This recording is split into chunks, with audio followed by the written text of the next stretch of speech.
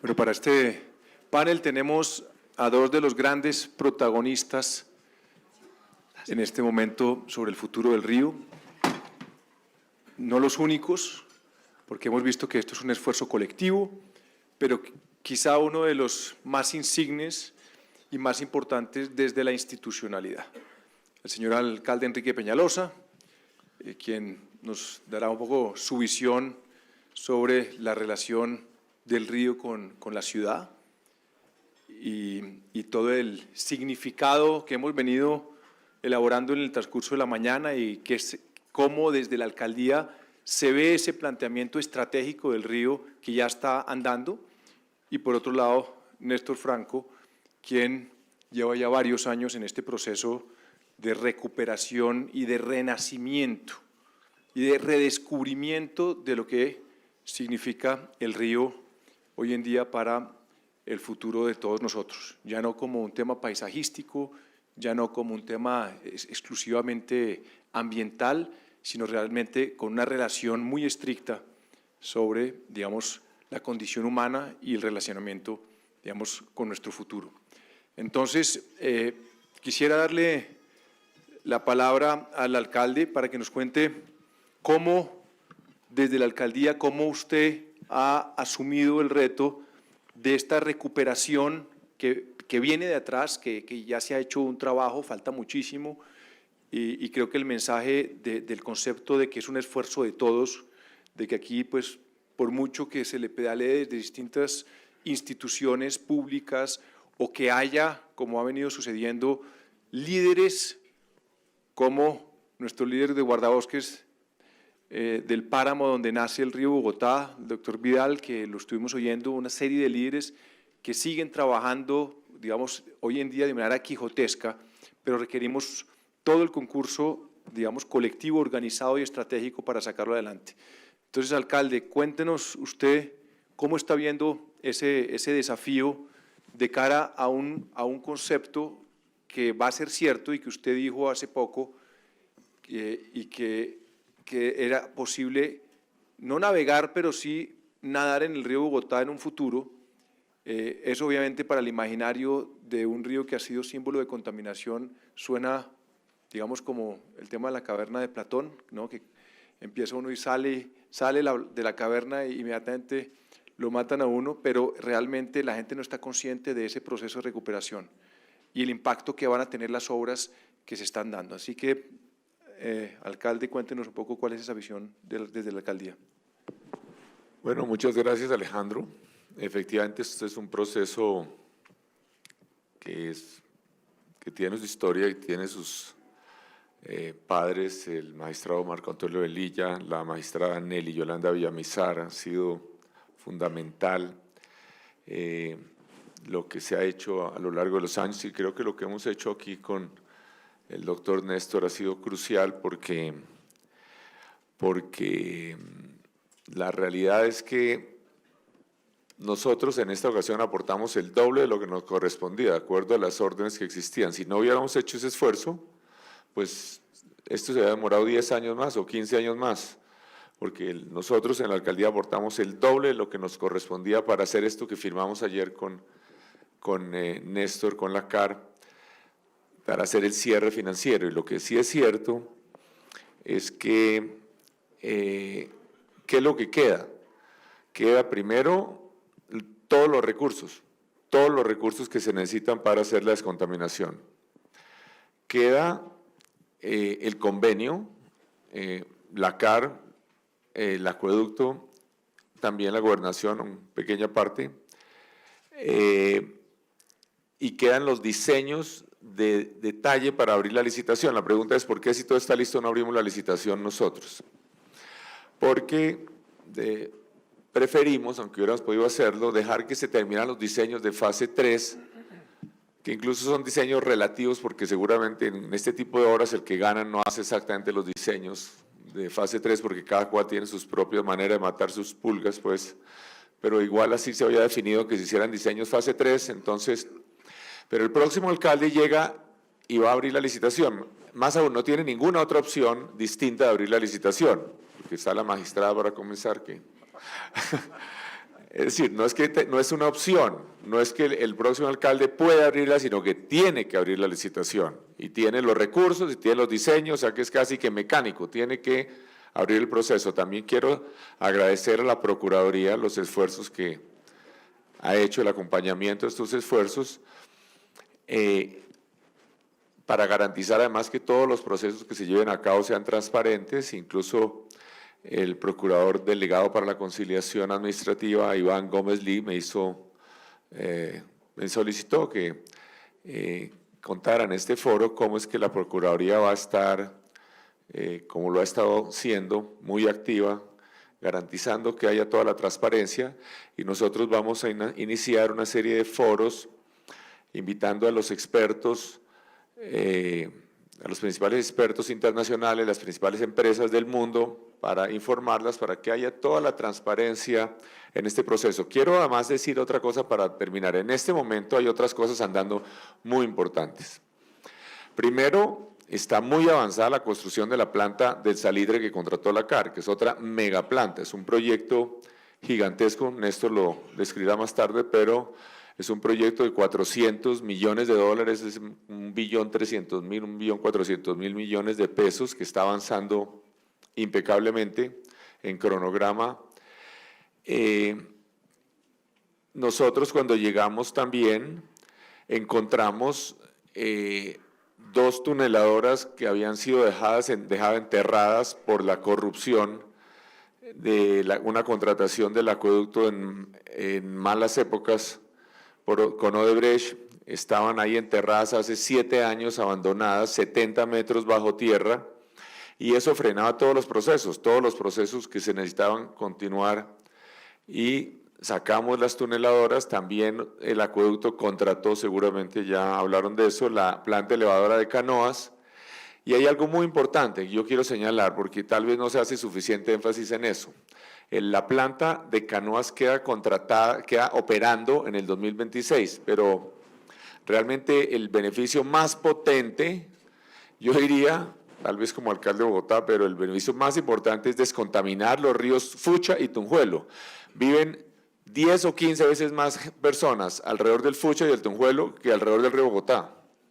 Y en el año 2022, cuando se termine la planta elevadora de Canoas, ya la CAR puede autorizar la utilización de las interceptores del Fucha y del Tunjuelo, lo cual descontamina casi totalmente estos ríos, porque esos son ríos donde todavía la población aledaña tiene malos olores y tiene pues problemas de salud y demás. Entonces hay una cantidad de beneficios de los cuales no se habla. Después podría hablar de muchos de los que estamos hablando, de Ciudad Río y otras cosas, pero simplemente para mencionar un último detalle. Aquí veo gente muy joven que entonces no se acuerda, pero yo, cuando niño, yo tripulaba, yo iba a un tío mío que navegaba en velero. Yo iba a navegar con él, yo le hacía de tripulación en un velero Lightning en el Muña. Íbamos a navegar al Muña. Pues obviamente ese Club del Muña todavía se llama el Club del Muña, pero ahora que entominé, porque hace muchos años el Muña se volvió difícil para la navegada en veleritos pequeños. Entonces lo que quiero señalar es que esta zona del suroccidente de Bogotá y de Soacha y de Cibaté van a tener este recurso recreacional espectacular también, que es el embalse del Muña, descontaminado, que será absolutamente maravilloso, un recurso recreacional espectacular. Es otra de las ñapas, digamos, de todos estos procesos, además de muchas otras de las que podremos hablar. Muchas gracias, alcalde. Néstor, este proceso de recuperación, digamos, ya lleva varios años. ¿Por qué no nos cuenta cómo ha venido cambiando el río, cómo se manifiesta hoy en día ese cambio, no solo en el propio río, en su entorno? ¿Cómo ven ustedes el desafío de concientización de la gente que vive alrededor del río y realmente qué impacto concreto está teniendo las obras, los senderos, los temas, digamos, de los humedales artificiales, las obras para que no se inunde más el río Bogotá. Digamos que esto es un proceso. Hoy estamos en un momento simbólicamente muy importante, donde yo diría que empezamos una nueva etapa, ¿no? Digamos, hay una primera fase que se ha dado y ha sido exitosa, y ese éxito, ¿cómo se puede ver hoy? Gracias, Alejandro. Primero es señalar que este proceso de recuperación del río, como cualquier recuperación de un río urbano, no se puede dar en un breve tiempo. Yo tengo 12 años relacionado directamente con este proceso, 12 años donde partimos de dos premisas muy complejas de administrar.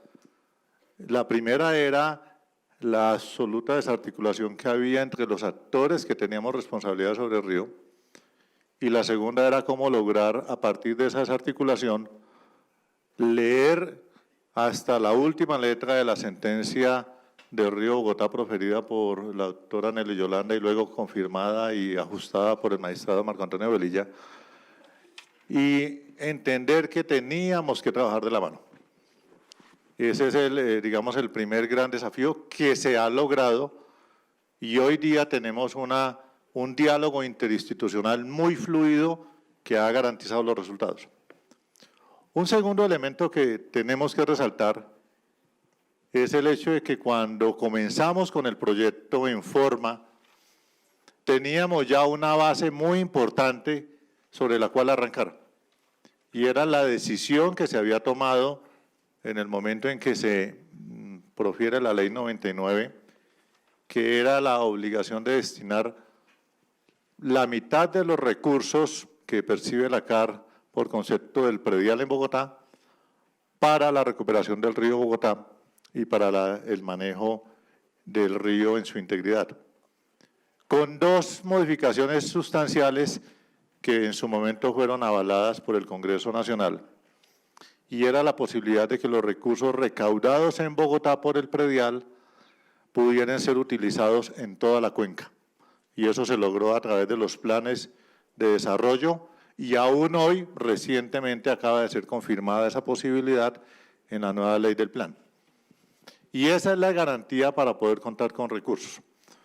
Un tercer elemento sustancial es el hecho de haber entendido que la recuperación del río no es una obra de ingeniería civil. La obra de ingeniería civil es muy importante, hay que hacer las plantas de tratamiento, hay que hacer la adecuación hidráulica, hay que hacer otra serie de obras civiles en el río Bogotá para recuperarlo. Pero el elemento más importante, el elemento definitivo que hace la diferencia entre tener un río vivo o un río muerto, es la apropiación ciudadana del río Bogotá. Y esa apropiación ciudadana la hemos construido, como lo mencionaba el señor Contralor Delegado para la Participación Ciudadana, entre todos. Arrancamos con un marco enorme de escepticismo. Nadie creía que el río pudiera ser recuperado. Es más, todos nos habíamos resignado a vivir lejos del río. Incluso por eso en el POT de Bogotá existía una zampa inmensa como de 300 metros que no tenía ninguna otra motivación distinta al hecho de que el ciudadano no se acercara al río para no contaminarse o no enfermarse. Y soportábamos estoicamente que el río tenía que inundar, entonces deje que el río inunde, entonces no construyamos cerca porque va a inundar. Entonces, ese proceso de apropiación ciudadana, de comenzar a crear optimismo, a tener credibilidad, a pensar de que la cosa sí es posible, ha sido el ejercicio más dispendioso, el más difícil, el de, como lo mencionaban en los paneles anteriores, el poder romper los paradigmas y generar una visión distinta sobre el río Bogotá.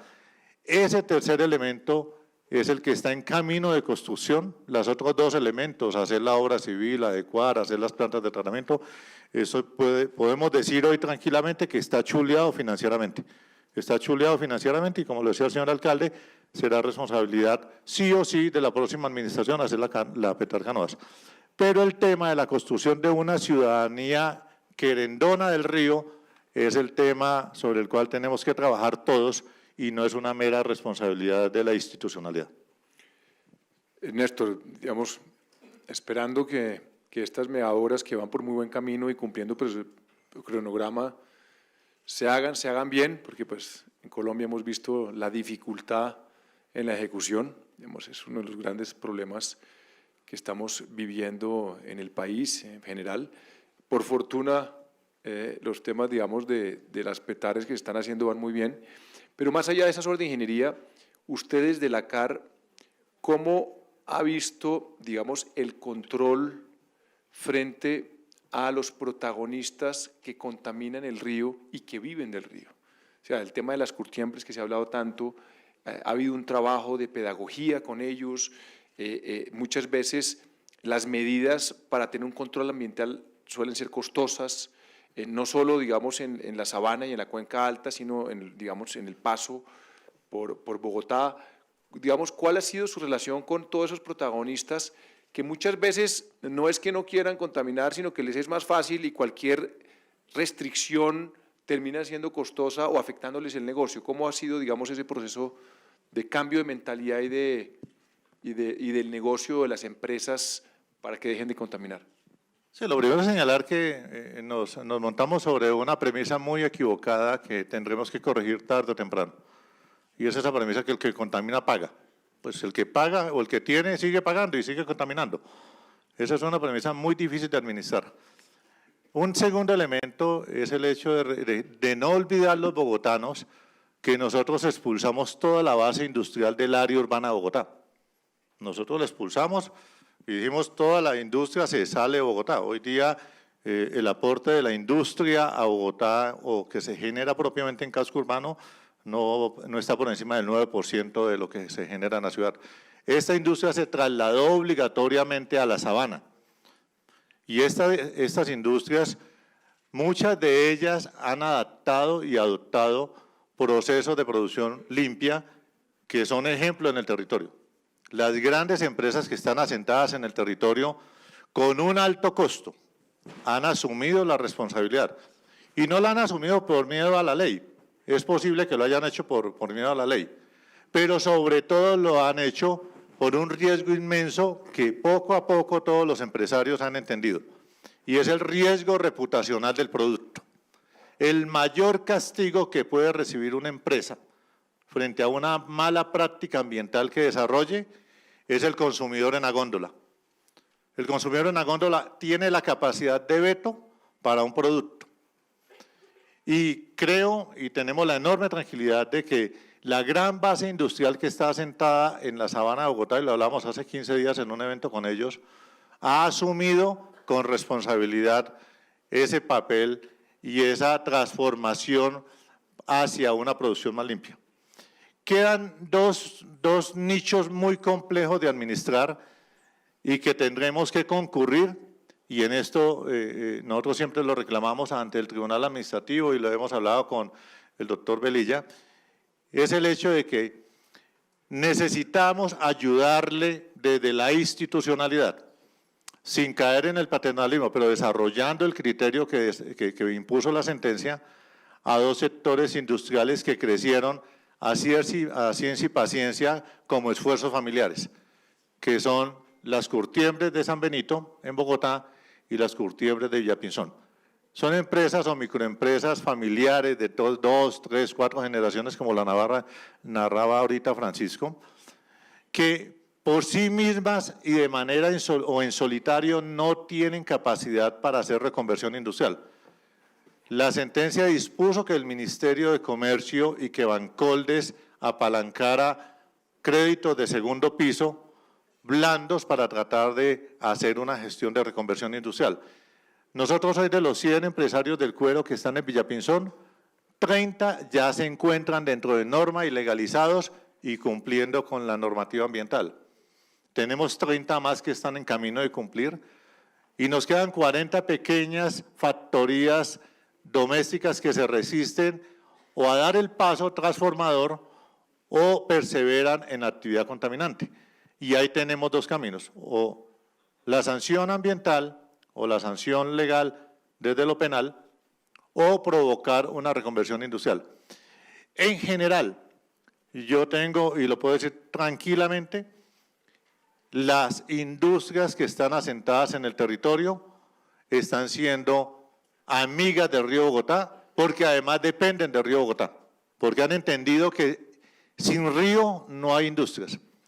Y ahora cuando vamos a publicar prontamente los resultados de los estudios de agua subterránea en Bogotá, muy seguramente ese va a ser un motivo de discusión fuerte frente a la aseguranza de la productividad de la región y de cómo garantizar también de que esa productividad sea sostenible. Enrique, usted que es un gran conocedor de una autoridad ya mundial del tema de las ciudades y de para dónde van las ciudades, pues ha sido claro en los últimos 50 años la importancia vital de los ríos, no solo de una perspectiva ambiental, de vida, de sostenibilidad que hemos venido hablando, sino desde la perspectiva de la transformación urbana.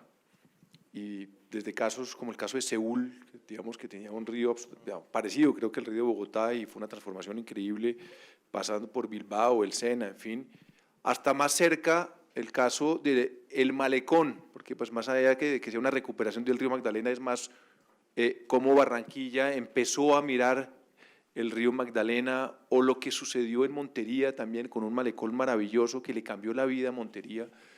¿Usted cómo ve, digamos, esa apropiación desde lo público, desde, digamos, del papel y de la visión que ustedes tienen de empezar a entender de cómo el espacio público y el río puede generar un impacto en la calidad de vida de los bogotanos?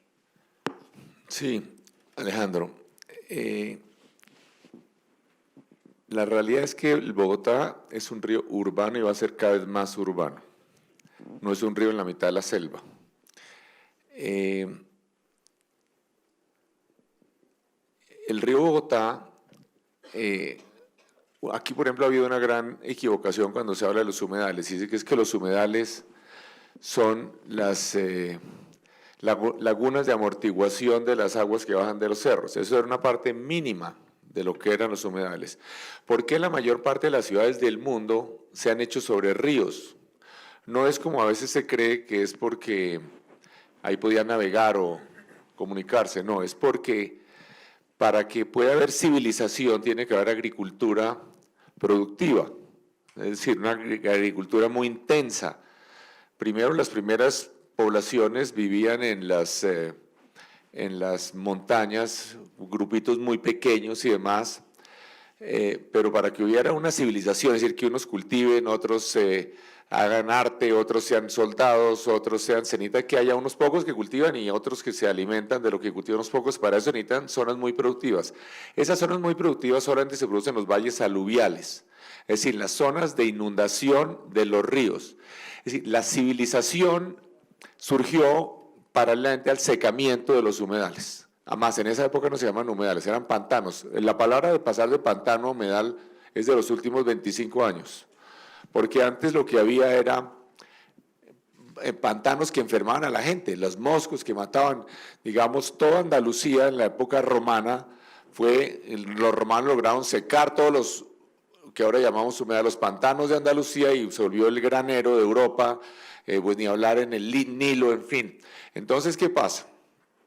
Pero lo que hoy tenemos, Bogotá era igual. Bogotá, la inmensa, yo cuando estuve en la alcaldía pasada contraté un historiador que hiciera una historia, ¿qué decían los viajeros sobre el tema de los humedales? ¿No? Los viajeros del siglo XVII, XVIII, XIX, y la mayor parte de los humedales era del occidente de Bogotá, al occidente del río, no al oriente. Y aquí nadie habla de los humedales en el occidente del río, muy poco. Había humedales hasta Faca, a Fontibón había que llegar en canoa, ya en la parte oriental, hasta hace solo como 120 años. Entonces, ¿qué pasa? Pero eran humedales que se generaban por el desbordamiento del río. Como en todas partes del mundo, pues estos humedales fueron secando, la ciudad creció demasiado, excesivamente, se hizo mal, lo que sea, pero así se hizo todavía, por ejemplo, en el centro de París, todavía se llama Le Marais, que es los pantanos, ¿no? Porque todo eran pantanos, Londres era todo un pantano, Tokio era todo un pantano, San Petersburgo, pues todavía se inunda toda, casi, en fin. Entonces, esa es la historia de las ciudades del mundo, trágica, grave, lo que sea, pero si no, no habría civilización, si no se hubieran cultivado esos pantanos que se volvieron las tierras productivas que sostienen la humanidad, el valle del río Po, etc. Entonces, toda esa historia, todo ese cuento, simplemente para señalar que el río Bogotá que tenemos hoy no es un río natural. Río natural, el río Putumayo en la selva, ¿no? Bogotá es un río urbano, que puede ser un río limpio, maravilloso, pero para que la gente lo disfrute. Bogotá va a tener el doble de viviendas que tiene hoy y no es el caso de explicar por qué la mayor parte deben hacerse hacia el occidente. Digamos, nosotros calculamos que de los 2,8 millones de viviendas adicionales que hay que hacer, se pueden acomodar 1,2 millones dentro de Bogotá, aprovechando bien lo que todavía queda por urbanizar y con renovación urbana, en fin. Y las otras en Cundinamarca. Pero el río Bogotá puede ser y debe ser la columna vertebral de la ciudad futura. Lo que hizo la CAR, por ejemplo, ya con los grandes terraplenes que hizo la CAR, que evitó que se siguiera inundando, pues permitió que se hiciera lo que siempre se ha hecho, pero bien hecho, organizadamente, planificadamente, que no se vuelva a inundar. Además que los barrios que se hacían junto al río, como decía Néstor, eran los más pobres, los que tenían que hacerse junto al río, ilegalmente, pero había una zampa que finalmente ya la cambiamos, porque ahora estamos cambiando con la CAR cambió esta zampa de los 300 metros que no tenía ninguna justificación, era completamente arbitraria, no había ninguna justificación técnica ni nada, y de un lado del río eran 300 metros, del otro lado eran 25, en fin. Entonces, ya nosotros esta semana recibimos las propuestas para la elaboración de los estudios y diseños del parque lineal piloto de 8,5 kilómetros que va desde el humedal del Jaboque hasta casi la Conejera. Porque la idea es que en Bogotá tengamos un parque lineal, en Bogotá solamente como de 65 kilómetros. Ahora bien, por ejemplo, todos los ríos urbanos del mundo tienen un muro de retención duro, ¿no? Porque si no se desborona, con el paso del agua pasa y la va desmoronando y no pasa nada si eso en el Putumayo, pero si es una ciudad, entonces puede ser con piedritas o puede ser con concreto, como sea, pero es un muro duro. Y es posible, el río Bogotá, por ejemplo, algo que nosotros no somos conscientes, generalmente es un río que tiene el mismo caudal que tiene el río Spree en Berlín, que es navegable, que tiene ríos, barcos, restaurantes, etcétera. El río Bogotá también puede ser así, no tanto para el transporte, pero sí para que anden unos cuantos kilómetros y la gente disfrute de los bordes. Puede tener todo un parque lineal, puede haber viviendas, puede haber edificios y parques también, y humedales, y en fin, de todo. Pero entonces la idea es que el río Bogotá, como en todas las ciudades del mundo, que pase lo contrario de lo que pasaba antes, que vivir cerca del río haga que las edificaciones valgan más. En cualquier ciudad del mundo, cada cuadra que esté un apartamento más cerca del río, en Londres o en Nueva York o en cualquier ciudad del mundo, vale más por estar cerca del río. Y es que el agua es mágica. Por ejemplo, Londres, tal vez no hay una ciudad que tenga más parques que Londres. Y aún así los bordes del río son a reventar de gente, a reventar, porque la gente quiere pasear, ver el agua, es algo mágico, encantador, entonces el atardecer, en fin. Entonces, nosotros estamos planteando una ciudad, no solamente dejamos este diseño, nosotros la idea es dejar recursos, que la CAR contrate esa primera fase de lo que es Ciudad Río, como 8 kilómetros, que es el parque lineal, que va desde el Jaboque hasta Suba, con senderos, con parque, con malecón, y también con algo de vivienda, en fin.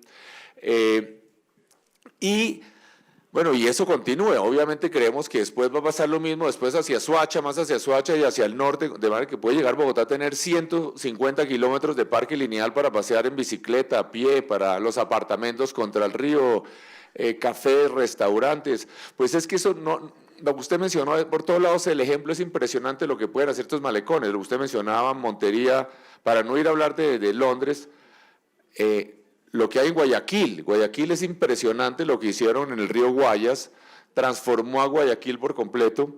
Entonces, en resumen, ahí va a haber, la idea es que hay unas 70,000 viviendas en lo que nosotros llamamos Ciudad Río, viviendas con balcón contra el río, que haya parques, que haya... También obviamente algunas zonas de humedal, en fin, pero que la ciudad crezca contra el río, porque además urbanísticamente, como usted señala, cuando hay un parque muy grande y mucha distancia, cuando nadie va, nadie lo usa, es un potrero que nadie usa, no, la idea es que sea un sitio donde la gente camine junto al río, disfrute de ver el río. La experiencia en Bogotá con los humedales es esa. Cuando no hay senderos que la gente pueda caminar y demás y pasear en bicicleta al lado de los humedales, entonces los invaden, los rellenan. En cambio, por ejemplo, donde hicimos senderos y demás, como en el Santa María del Lago, la gente los cuida, los protege. Entonces, ese es algo que creo yo que también ese recurso para que los ciudadanos, más aún, y termino con un punto final, una buena ciudad, no solo es entre los ingredientes que tiene una buena ciudad, es una buena ciudad para caminar, ¿no? Una buena ciudad, la gente tiene contacto con la naturaleza, ¿no? Y algo más, en una buena ciudad, los ciudadanos ricos y los ciudadanos pobres se encuentran como iguales en espacios públicos maravillosos. Los ciudadanos ricos y los pobres siempre se encuentran. Ahí el empresario más rico del país seguramente tiene alguien que va y limpia el baño de la oficina, o cualquiera se encuentra con el portero del edificio, pero se encuentran separados por las jerarquías. Pero si se encuentran en una acera o en un parque, se encuentran como iguales. Entonces yo diría que lo que estamos tratando de hacer, además para proteger los cerros de los incendios, que es el Sendero de las Mariposas, y el gran eje integrador social de la ciudad, así como de alguna manera algo actúa la ciclovía, y eso será el malecón, el parque lineal del río. Ese es el sitio donde va a ser tan maravilloso, tan hermoso, mejor incluso que los frentes de agua de París o algo así en algunos sentidos, porque no va a tener carros a los lados, va a tener solamente donde hay edificios, es edificios y un parque peatonal, los carros van a estar del otro lado. Es el gran sitio de integración social de la Bogotá futura, donde van a estar ya los ciudadanos de todas las clases, de todos los ingresos, de todos los gustos, y van a estar allá juntos como iguales. Y ese también es otro de los grandes elementos, ese va a ser el gran parque central de Bogotá del futuro. Enrique, digamos, ya las obras se están dando, digamos, la contención de la inundación ya va por muy buen camino y pues uno diría, con la madre naturaleza no sé, nunca se sabe, pero ya estamos preparados para una nueva ola invernal, ojalá no llegue, pero para poder lograr ese proceso de transformación, ¿no? de que realmente la ciudad salga y pueda convivir y pueda, digamos, tener un espacio tan democrático, requiere pues claramente una articulación, unos recursos, un mantenimiento y unos esquemas de ejecución, donde, insisto en la ejecución porque pues Colombia, como todos sabemos, es el país de los renders.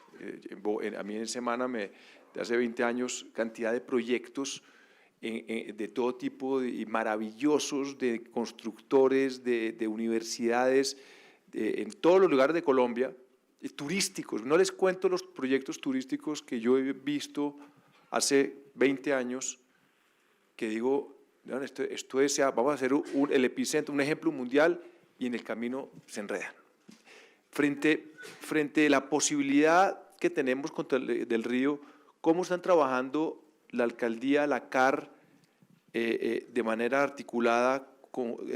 ¿Hay algún tipo de esquema de concesión para poder, digamos, al menos tener una primera fase ambiciosa para poder entender y valorar cómo, digamos, en ese proceso de apropiación es fundamental los resultados y que uno vea y que uno pueda, digamos, en los primeros 5 o 10 kilómetros decir, esto nos cambió la vida?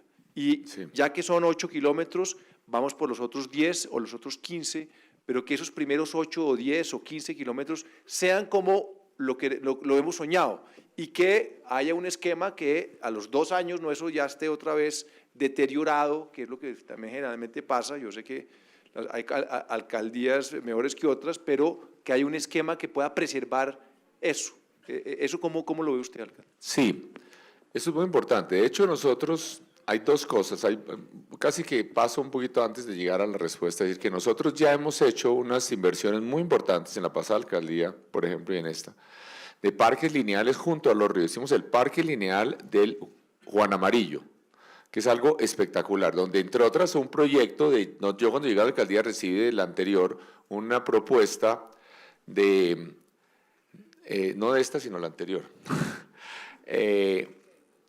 de hacer un estudio de JICA, de la Agencia Japonesa de Cooperación, que proponía autopistas elevadas por toda la ciudad, y entre las cosas que proponía era una autopista por el parque lineal, lo que hoy es el parque lineal del Juan Amarillo, una autopista de 8 carriles, y hasta hace muy poco la CAF todavía estaba proponiendo esa autopista, y nosotros quitamos eso y pusimos en el POT, hicimos el parque, el box culvert, pusimos ahí las aguas servidas, hicimos el parque lineal que va prácticamente conecta desde Usaquén, desde la Quebrada de Molinos y desde el Parque del Virrey, y desde el río Salitre, conecta, va por el Parque del Juan Amarillo, llega hasta el Parque de la Florida, además con una alameda ancha, hermosísima, con un puente peatonal lindísimo que hicimos para pasar el río Bogotá. Entonces ese ya, y hay decenas de miles de ciudadanos que se mueven en bicicleta por ahí por el trabajo todos los días, decenas de miles, eso es así. Incluso ahora con el nuevo proyecto de la Troncal 68 vamos a hacer otro puente sobre la 68 junto a Home Center, porque es demasiada la chichonera, es demasiada la congestión en esos puentes peatonales y de bicicletas, pasa demasiada gente. También hicimos otro parque junto a un canal. La idea es que todos los canales tuvieran cosa parecida, que va desde la 170 a la 200 en el cementerio, y ahora acaba de contratar el acueducto, otro espectacular, que es maravilloso, que es el parque lineal. Digamos, hay unos proyectos que aquí en Bogotá estamos haciendo tantos proyectos que la gente ni se da cuenta. Por ejemplo, el parque lineal del río Fucha, que ya contratamos, vale más que el Transmicable, ¿no? Pero nadie sabe que eso existe, ¿no? Es un proyecto que en la segunda fase, que por supuesto nuestra supergerente lo dejará a la segunda fase también contratada, pero son parques que van a lo largo, la gente puede movilizarse en bicicleta, atravesar toda la ciudad. Quiero señalar que hoy salió un informe de tal vez de la entidad más importante de clasifica las ciudades amigables a la bicicleta, y entre las 20 ciudades más amigables de la bicicleta del mundo, salió la única latinoamericana que se hizo Bogotá. Salimos de 12avos, la única no europea entre las primeras 15, y realmente todas las demás ciudades son ciudades, casi todas, con excepción de París, son ciudades muy pequeñas. Entonces, es decir, aunque Ámsterdam tiene mucho más gente, un porcentaje más alto de gente movilizándose en bicicleta, Bogotá tiene más gente movilizándose en bicicleta que Ámsterdam, porque somos mucho más. Entonces, pero lo que quiero decir es un parque lineal por el río Fucha espectacular. También contratamos otro parque lineal por el río Tunjuelo, que también está contratado ya en la primera fase, y otro por el río Arzobispo, que el río Arzobispo baja por todo baja desde el Parque Nacional, y luego alguna vez lo enterraron debajo de la NQS, y de alguna manera el agua llega al lago del Parque Los Novios, y en fin, pero la mayoría de los ríos en Bogotá En todo caso, para terminar la pregunta ahora sí, este recurso, el parque, la ciudad de Río, lo que tiene interesante es que no solo ya contratamos los diseños de los 8,5 kilómetros, sino que también hemos trabajado con la CAR, para que la CAR sea la entidad que contrate ya. De la CAR que sabe cómo manejar el río y ha contratado todos los malecones y sabe de eso. Entonces la CAR va a contratar ya aquí se va a diseñar nosotros entregamos el diseño a la CAR y los recursos, y la CAR contrata. Pero queda además diseñado el esquema financiero para que todos los que vayan a construir cerca del río van a tener que pagar unas cargas muy importantes, algo parecido a lo que estamos haciendo en Ciudad Lagos de Torca y lo que queremos hacer en el norte.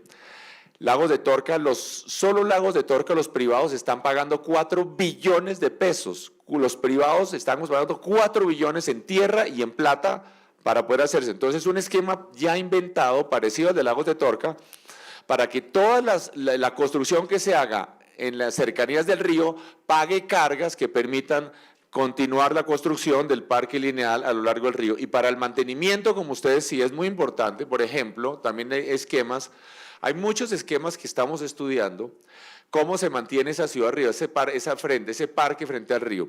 Y hay muchos esquemas en Estados Unidos, como en Chicago y en Nueva York, hay zonas que son parques privados de uso público. Si los dueños de los apartamentos, de los edificios, tienen la obligación de mantener eso.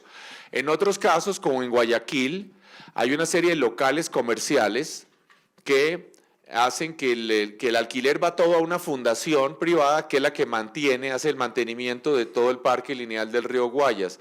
En fin, pero tiene que haber un esquema para que el mantenimiento de esto también sea autofinanciable. Excelente.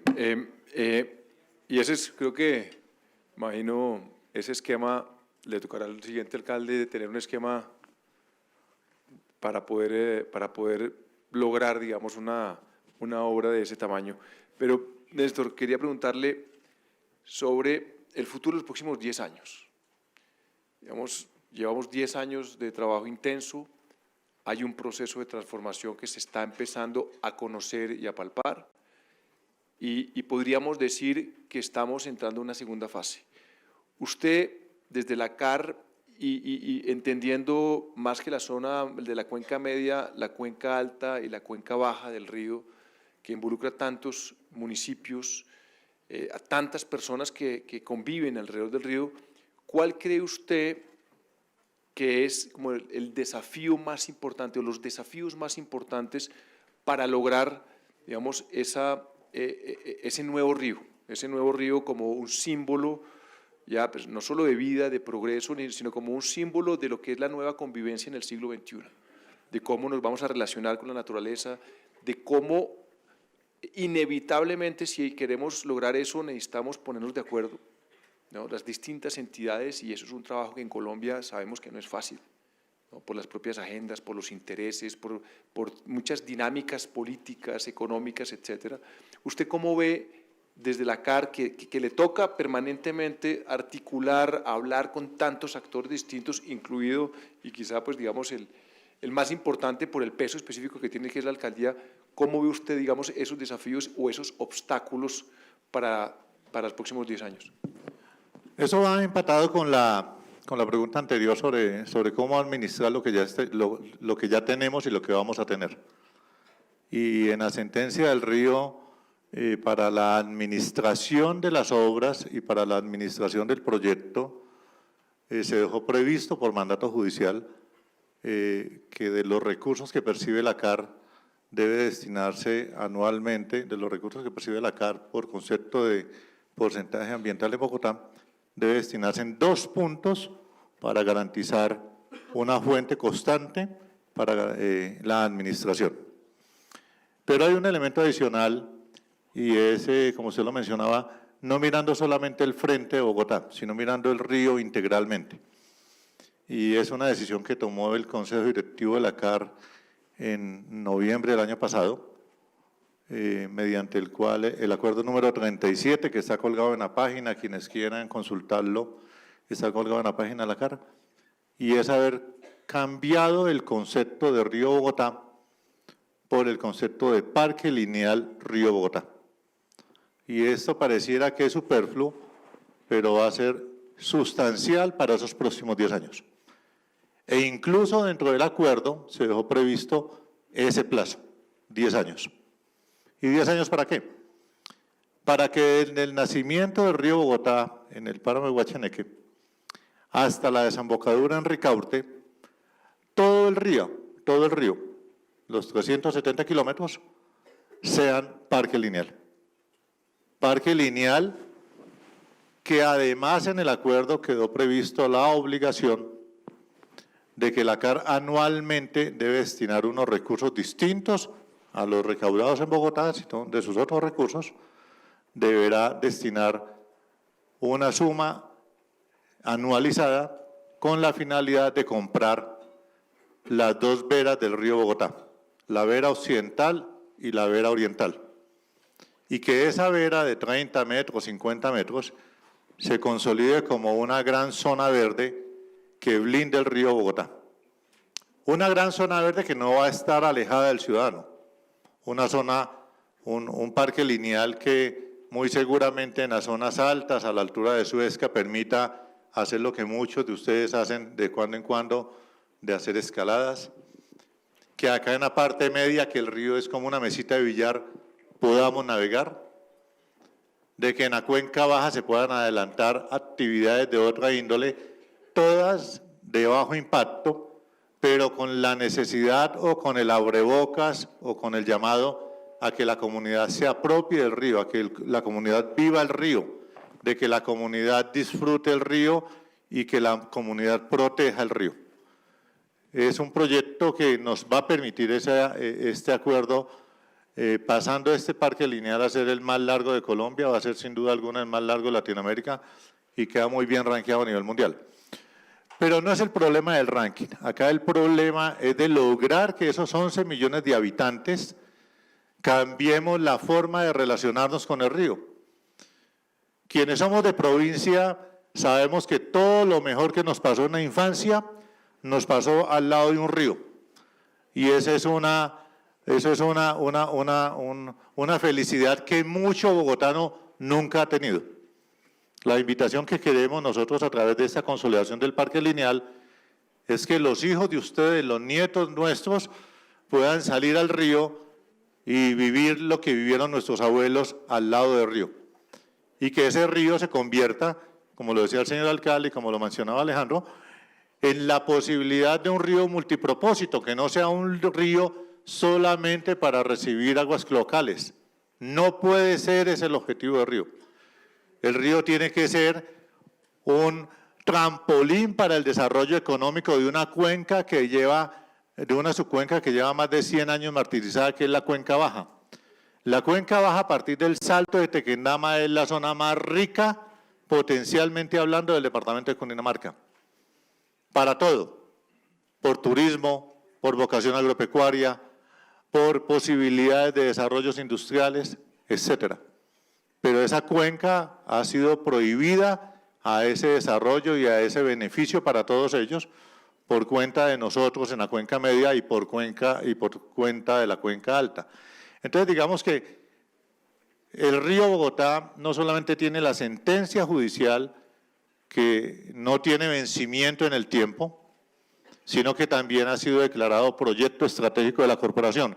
Y sea el que se siente en la silla de director de la corporación, está conminado judicial y estatutariamente a destinarle recursos al río Bogotá y a hacer gestión en el río Bogotá para darle continuidad al proyecto. Porque acá lo que garantiza este proyecto es darle continuidad. Si se hacen giros bruscos, se puede romper el proceso. Bueno, muchas gracias, Néstor. Se nos agota el tiempo, lamentablemente. Queríamos agradecerle. Un pequeñísimo comentario que me Claro que parece sí. muy importante eso que dice Néstor, de que se compre, que está comprando las riberas del río y demás. Porque hay veces hay problemas, ¿no? Hablemos de las cosas.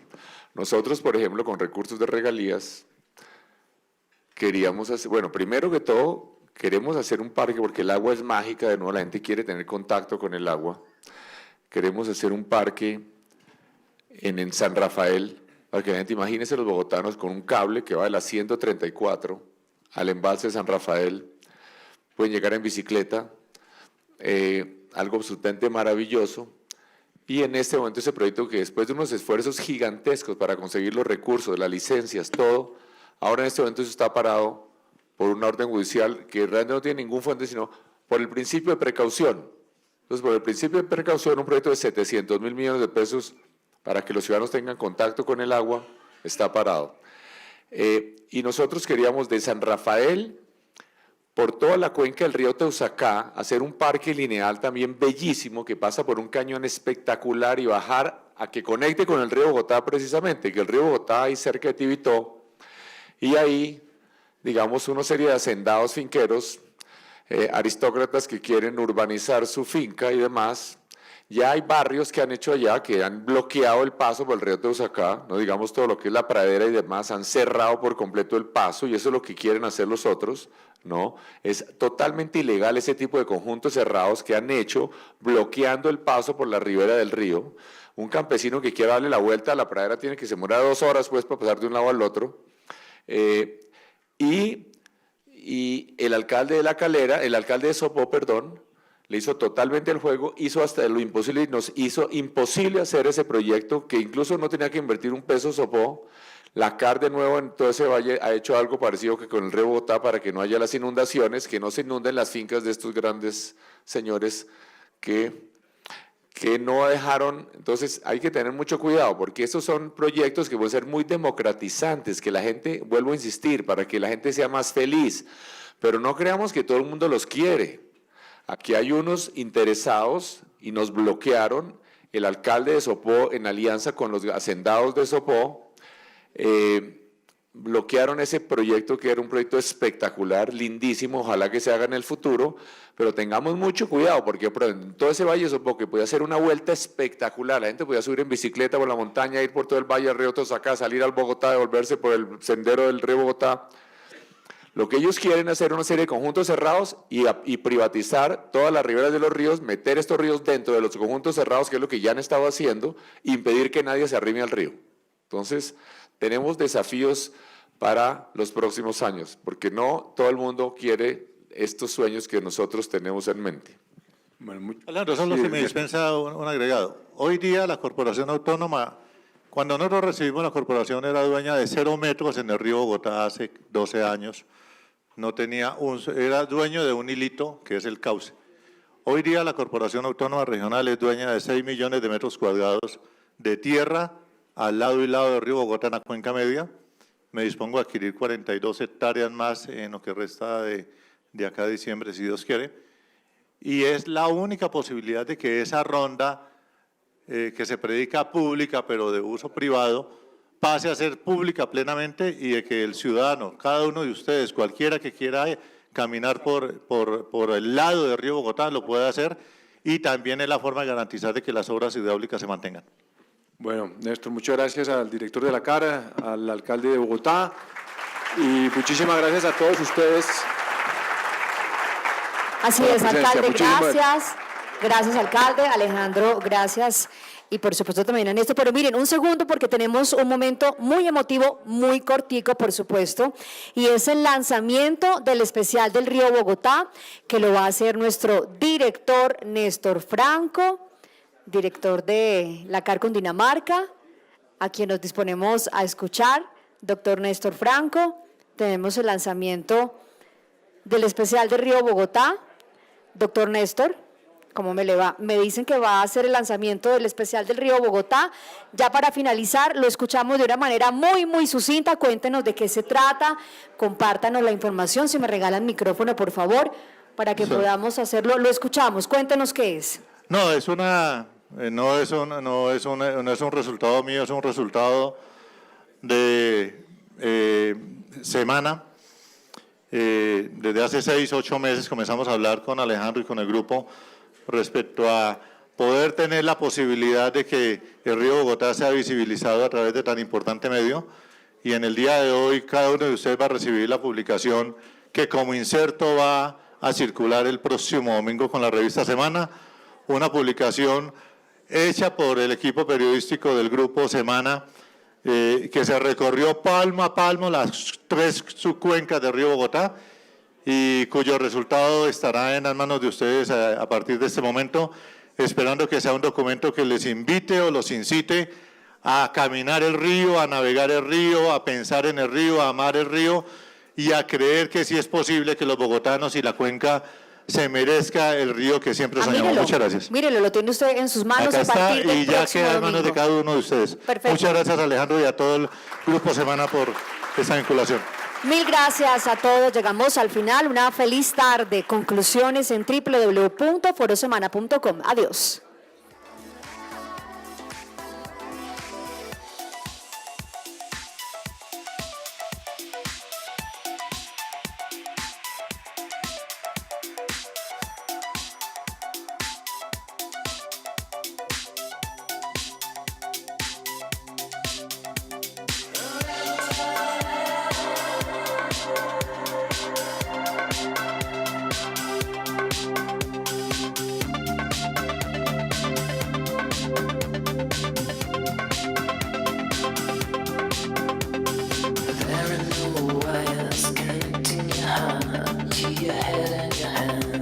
So where should you start? There are